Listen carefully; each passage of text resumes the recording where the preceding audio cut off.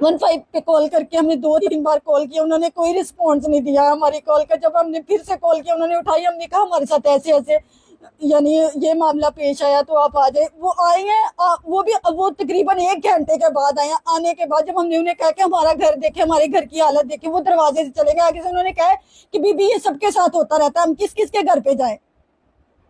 तो ये पुलिस है? ऐसे थानों को आग लगा दी जाए, ऐसी पुलिस वालों को निकाल दिया जाए उनकी नौकरियों से, जब वो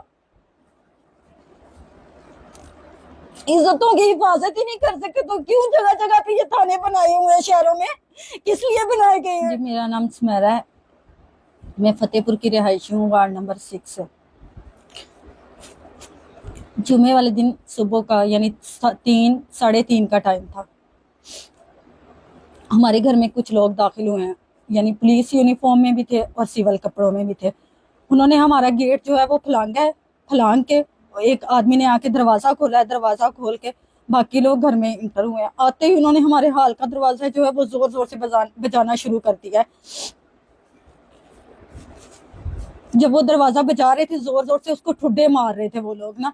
तो उसके जैसे वो हाल के दरवाजे की मैंने आवाज सुनी है, मेरी आंख खुली है। जो मेरे रूम की विंडो है ना, वो बाहर यानी हमारे गैराज की तरफ खुलती है। तो मैं देखा तो सामने वो सिविल कपड़ों में 4-5 लोग सामने खड़े। तो मैं बहुत ज्यादा डर गई। मैंने कहा शायद घर में या डकैती या चोरी या ऐसे चोर कोई आ गए हैं।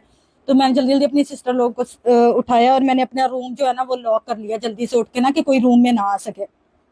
इतने में वो लोग हमारे हाल का दरवाजा तोड़ के हमारे हाल में जो ना वो इंटर हो चुके थे।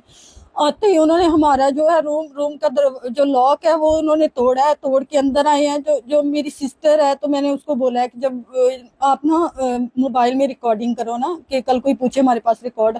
उन्होंने आते ही इसके मुंह पे थप्पड़ मारा है और इससे मोबाइल छीने। जब मैंने उनको बोला है कि आप लोग ऐसा क्यों कर रहे हैं, क्यों मार रहे हैं, तो उन्होंने मुझे भी इतने जोर से धक्का दिया। ये इतने में ये सारी चीखों पुकार सुन के तो मेरे जो बाबा है वो उठे हैं। तो मेरे बाबा जो है ना वो एक बुजुर्ग आदमी है।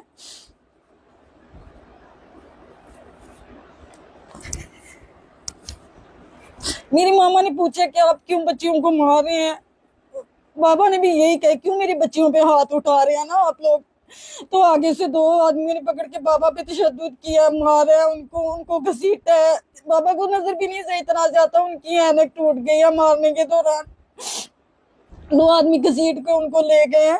हम बाबा बाबा करके पीछे चला रहे थे, मामा कहती हैं छोड़े छोड़े। उन्होंने फिर मेरी मामा को भी मारा है। और बाकी लोग जो है वो रूम में घुसे हैं। इसी दौरान उन लैपटॉप, हमारे मोबाइल, जो हमारे घर में रकम पड़ी थी, वो ज्वेलरी, जो भी उनको मिल रहा था ना वो उठा के ले गए और घर की हर चीज उन्होंने बखेर दी है। उसके बाद रूम में मेरा कजन सोया था, उसको उठाया उन्होंने, उसको ले गए अपने साथ उठा के, छोटे भाई को मेरे को।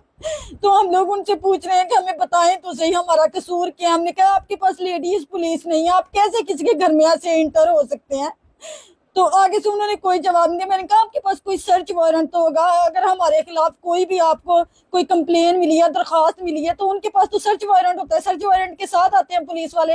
तो आगे से वो जो उनसे कोई भी पूछ रहा था सवाल, तो वो आगे से मार रहे थे बहुत बुरी तरह से। लग नहीं रहा था कि वो पुलिस वाले, उनका बिहेवियर इतना बुरा था और गालम गलोच कर रहे थे वो बहुत ज्यादा।